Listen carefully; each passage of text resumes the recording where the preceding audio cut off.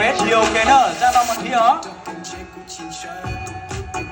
cho mình xin nhạc lại từ đầu. Ok baby Sanjigo Future Back. Đây là từ phát hù hù nào của nước.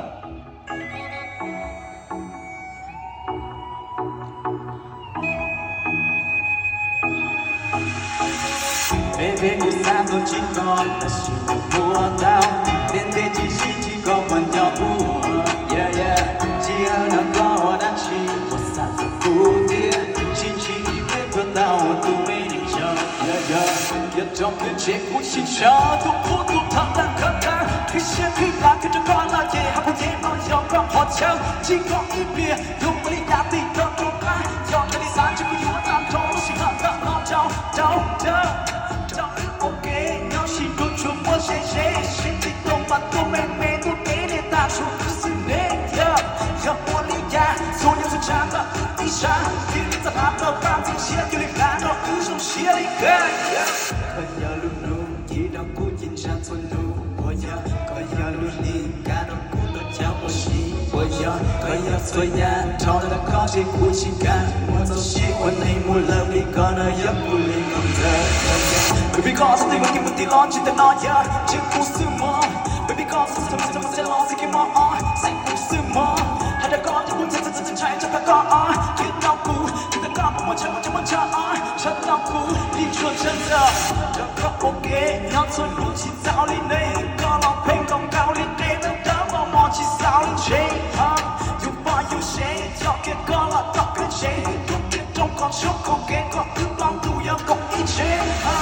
ฉันมีตัวที่ได้รู้ก่อนฉันจะยอมที่ใส่ก่อนยอมก็ไม่ใช่เป็นเชยนึกว่าเป็นกับบัวกายโยบู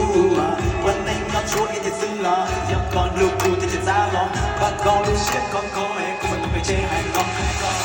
เราต้องรอแล้วที่มันนุ่งเกินยกลูกก็ซื้อที่มันนุ่งเฉยจะต้องมันจริงเดี๋ยวเต้นน้องฉันจะบอกถึงกูรู้ก่อน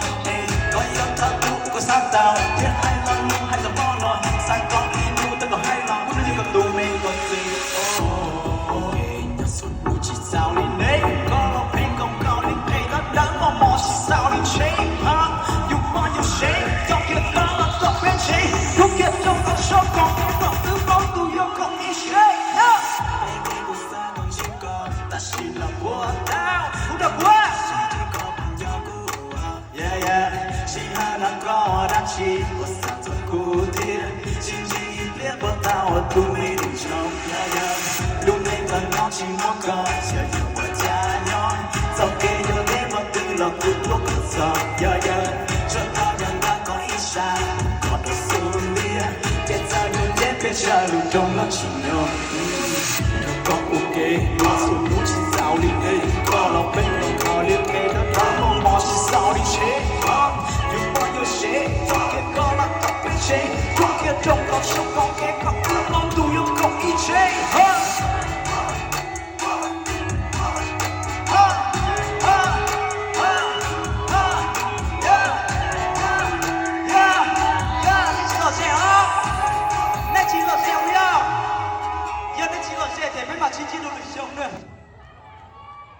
tôi siêng